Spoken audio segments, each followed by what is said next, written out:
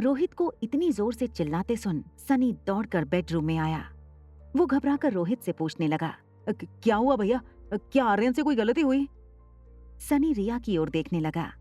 वो इशारे से रिया को पूछने लगा कि क्या हुआ। उसे डर था कहीं रोहित के सामने आर्यन का गेमिंग वाला राज न खुल गया हो।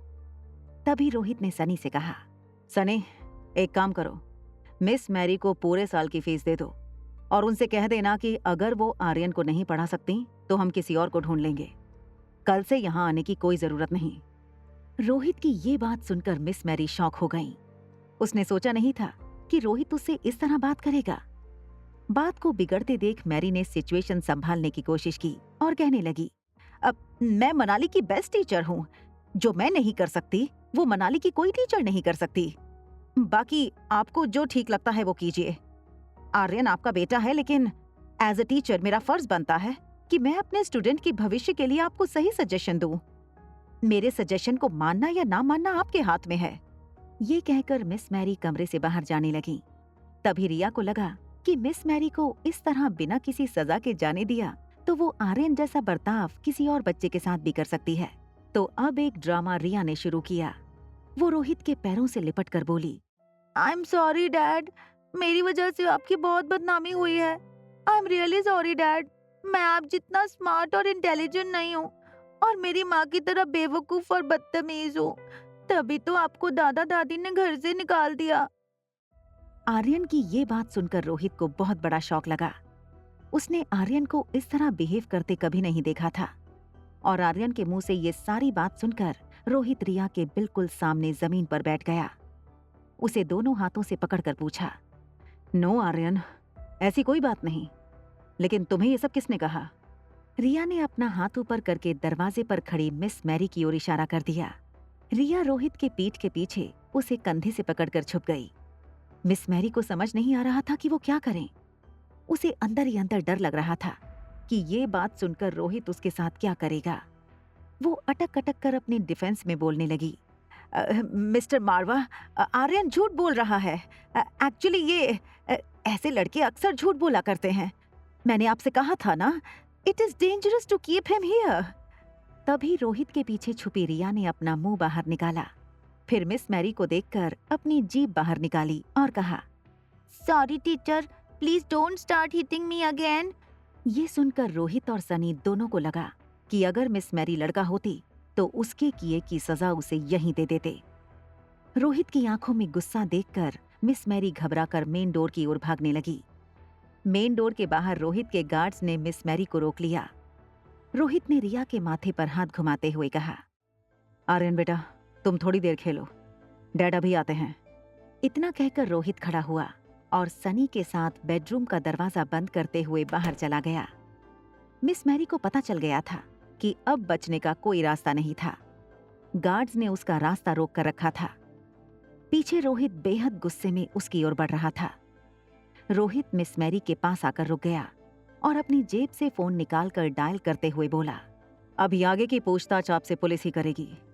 आई विल मेक श्योर कि आप पर चाइल्ड हैरेसमेंट का ऐसा केस हो जिसमें आपको बेल तक न मिले, and I will hire the best lawyer of Manali. ये सुनते ही मिस मैरी ने रोहित के पांव पकड़ लिए। रोते हुए सब कुछ कन्फेस करने लगी। I am sorry mister Rohit, मुझे माफ कर दीजिए। मैंने ऐसा सिर्फ पैसों के लिए किया। मैं जानबूझकर आर्यन को टॉर्चर करती थी, उसे गलत सिखाती ताकि आप कन्विंस हो जाएं कि आर्यन नॉर्मल बच्चा नहीं है और आप उसे स्पेशल स्कूल में डाल दें। रोहित ने पांव झटककर मिस मैरी से अपने आप को अलग किया और पूछा, किसने पैसे दिए थे ये सब करने के लिए? किसने पैसे दिए थे, बोलो। मैरी कुछ जवाब नहीं दे रही थी। उसे समझ नहीं आ रहा था कि वो क्या करे। तभी रोहित ने चिल्लाकर पूछा, विल यू टेल मी और should I call the police? Mary के पास और कोई रास्ता नहीं था। उसने अपने दोनों हाथ जोड़ लिए और कहा, आपकी अंकल मिस्टर किशोर मारवा ने मुझे पैसे दिए थे। इतना कहकर मैरी फूट फूट कर रोने लगी। रोहित ने गार्ड्स को इशारा किया कि वो मैरी को कमरे से ले जाएं। रोहित कभी सोच भी नहीं सकता था कि उसके अपने परिवार के लोग उसके बेटे की जान के दुश्मन बन जाएंगे। रोहित का गुस्सा गिल्ट में बदल गया। वो फिर से आर्यन के बेडरूम की ओर चलने लगा। रिया दरवाजे के बाहर जाकर सब कुछ देख रही थी।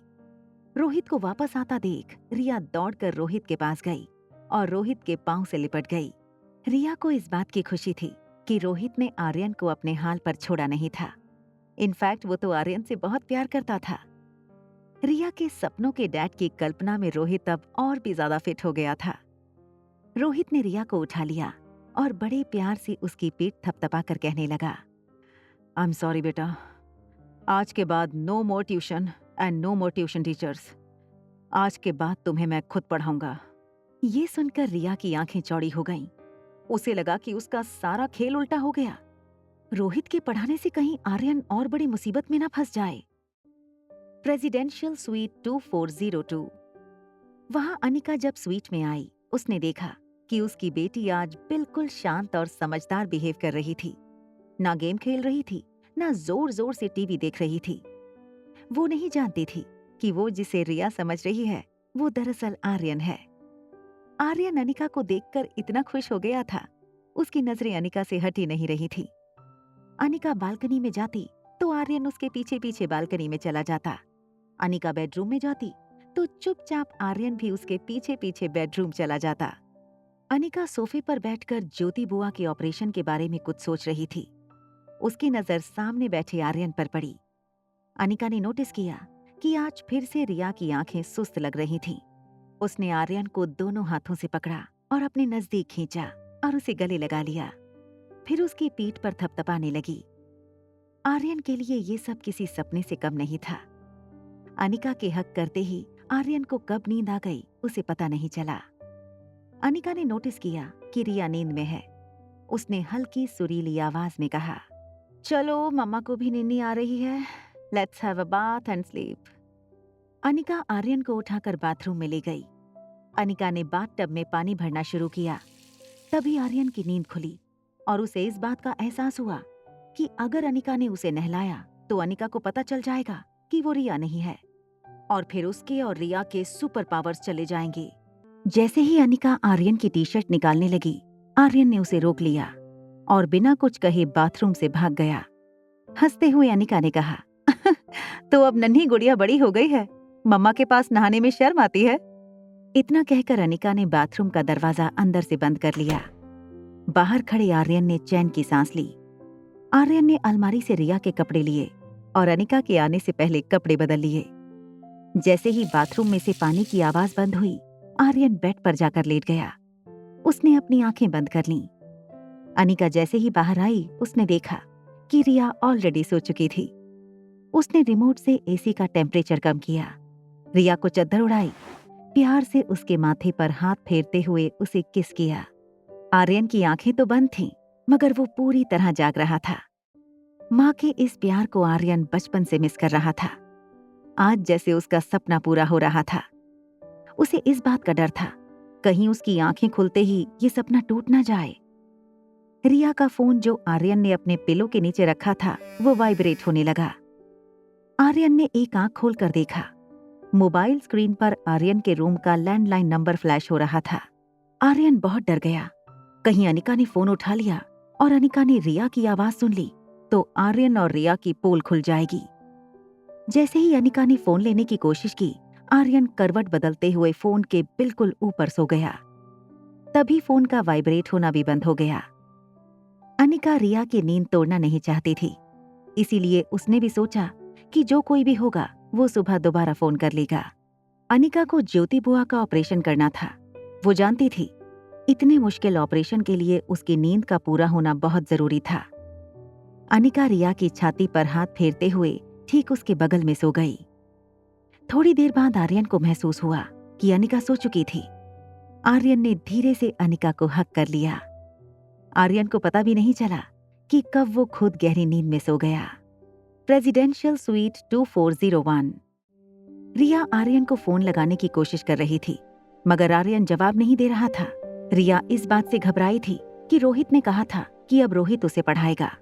यूं तो रिया पढ़ाई में बहुत अच्छी थी, खुद 6 साल की थी, मगर अपनी उम्र से 2 साल बड़े बच्चों की मैथ्स प्रॉब्लम्स आसानी से सॉल्व कर लेती थी। मगर यहाँ उसे आर्यन जैसा लगना था। उसे जानबूझकर दिखाना होगा कि उसे पूछे गए प्रश्न का आंसर नहीं आता। ऐसा करना रिया के लिए बहुत मुश्किल था। रिया किसी तरकीब के बारे में सोच ही रही थी। तभी रोहित फोन पर बातें करता हुआ बेडरूम में आया। रोहित फोन पर किसी को इंस्ट्रक्शंस दे रहा था। प्रॉफिट कम होने का ये मतलब नहीं कि मार्केट में हमारी क्रेडिट कम हो गई है। मारवा ग्रुप ऑफ कंपनीज अपनी गुडविल पर चलती है, ना कि शेयर मार्केट के उतार चढ़ाव पर। आप क्वालिटी पर ध्यान दीजिए, प्रॉफिट अपने आप होगा। रोहित की भारी आवाज सुनकर रिया का टेंशन एकदम से गायब हो गया। रिया को इस बात का यकीन हो चुका था कि अगर इस दुनिया में उसका कोई डैड था तो वो बस रोहित ही था। रोहित ने फोन काटकर राइटिंग टेबल के ड्रॉर से जनरल नॉलेज की किताब निकाली। रोहित पन्ने पलटते हुए बेड पर बैठ गया। रिया का ध्यान रोहित पर था। वो रोहित के सामने बीन बैग पर बैठ गई। रोहित ने किताब के पन्ने पलटना रोक लिया। एक हाथ में किताब पकड़कर रोहित ने रिया की ओर देखकर सवाल पूछा, who was the first president of India? Riya ने बिना सोचे जवाब दे दिया, डॉक्टर राजेंद्र प्रसाद। ये जवाब सुनकर रोहित के चेहरे पर एक बड़ी मुस्कान आ गई। रोहित ने कभी एक्सपेक्ट नहीं किया था कि इस प्रश्न का जवाब आर्यन सही देगा, और वो भी बिना सोचे। रोहित ने आर्यन की तारीफ करते हुए कहा, excellent, that's the right answer, well done Aryan. Aryan का नाम सुनते ही रिया को अचानक रियलाइज हुआ कि उसे आर्यन की तरह जवाब देना था। वो हर क्वेश्चन का राइट आंसर नहीं दे सकती, मगर उसे गलत आंसर देने की प्रैक्टिस भी नहीं थी। तभी रोहित ने पन्ना उलटकर एक सवाल पूछ लिया, who is the father of our nation? जवाब मुंह पर होते हुए भी रिया सोचने लगी थी। दरअसल वो ये सोच रही थी कि वो गलत आंसर क्या दे। थोड़ी देर सोचने पर भी रिया को कुछ नहीं सूझा। तभी उसने राइटिंग डेस्क के पास एक बैट देखा। उसने तुरंत रोहित की ओर देखकर कह दिया, सचिन तेंदुलकर। जवाब सुनते ही रोहित के चेहरे की मुस्कान गायब हो गई। रोहित ने किताब में छपा महात्मा गांधी का फोटो दिखाते हुए कहा, आर्यन, ये हैं हमारे father of the nation, Mohandas Karamchand Gandhi. तुम भूल कैसे सकते हो? अब रिया बहुत कंफ्यूज हो गई थी। उसे समझ नहीं आ रहा था कि वो क्या करे। उसने अपनी उंगली दांतों में दबाई और फिर कान पकड़कर रोहित से कहने लगी, हाँ, याद था मुझे, आई एम सॉरी, वो मैं दरअसल भूल गई थी। जैसे ही रोहित ने रिया के मुंह से ये सुना, वो बेड पर से खड़ा हो गया। आर्यन अपने आप को एक लड़की की तरह एड्रेस कर रहा था। उसे वो दिन फिर से याद आ गया जब आर्यन लेडीज वॉशरूम में गया था। अचानक रिया को अपनी गलती का एहसास हुआ। उसने अपने आप को करेक्ट करते हुए फिर से कहा, सॉरी, वो मैं भूल गया था। रोहित ने किताब बंद कर ली। उसे डॉक्टर अग्रवाल की वो बात याद आई, बिन माँ के बच्चे कभी कभी ऐसी मानसिक परिस्थितियों का शिकार होते हैं। रोहित को लगा कि मिस मैरी के टॉर्चर की वजह से शायद आर्यन को मानसिक तकलीफ पहुंची थी। वो रिया के पास गया और बीन बैग के बिल्कुल बगल में बैठ गया। रोहित रिया को समझाने लगा, देखो Aryan, I promise you, miss Mary अब वापस कभी नहीं आएंगी। मैं जल्द ही तुम्हें किसी अच्छी सी स्कूल में एडमिशन करा दूंगा। वहां तुम अपने जैसे ही प्यारे दोस्त बनाना। ये सुनते ही रिया बड़े प्यार से बोली, डैड, अगर आप मेरे साथ हो तो मुझे किसी दोस्त की जरूरत नहीं। I love you dad. ये कहकर रिया ने रोहित को हक कर लिया। रिया आंखें बंद करके बोली, क्या आप कभी मॉम को मिस नहीं करते? आप और मम्मा एक साथ क्यों नहीं रहते? रोहित ये सुनकर बहुत डिस्टर्ब हो गया। आर्यन ने इससे पहले कभी ऐसा कुछ नहीं किया था। रोहित ने रिया को अपनी बाहों में उठाया और बेड पर लेटा दिया। रोहित ने रिया का हाथ पकड़कर उसे कहा, I think you need some rest. अभी सो जाओ, हम सुबह बात करेंगे। इतना कहकर रोहित ने कमरे की लाइट ऑफ की और बेडरूम के बाहर चला गया। बेडरूम के बाहर आते ही रोहित बालकनी में चला गया। रोहित की चिंता आर्यन के लिए दिन ब दिन बढ़ रही थी। उसे आर्यन की मानसिक हालत को लेकर बहुत फिक्र थी।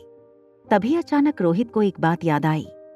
अनिका ने नीचे लॉबी में रोहित को वार्न किया था कि आर्यन की टीचर उसे टॉर्चर कर रही थी।